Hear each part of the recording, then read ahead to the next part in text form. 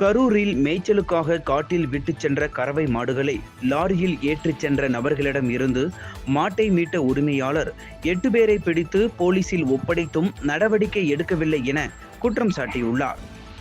கரூர் மாவட்டம் உப்பிடமங்கலத்தை அடுத்த சேங்கலை பகுதியைச் சேர்ந்த பூங்கொடி பள்ளத்தோட்டம் என்ற இடத்தில் 7 கறவை மாடுகளை மேய்ச்சலுக்காக கட்டி வைத்துவிட்டு வீட்டிற்கு சென்றுள்ளார். பின்னர் 3 மணி அளவில் மாடுகளை பார்க்கச் சென்ற பூங்கொடி மாடுகள் காணாமல் இருந்ததைக் கண்டு அதிர்ச்சி அடைந்தார். அப்போது அருகில் இருந்தவர்கள் மினி சரக்கு வாகனத்தில் ஏற்றிச் சென்றது தெரிய வந்தது. உடனடியாக பூங்கொடி தனது சகோதரியின் உதவியுடன் மாடுகளை மீட்டுள்ளார்.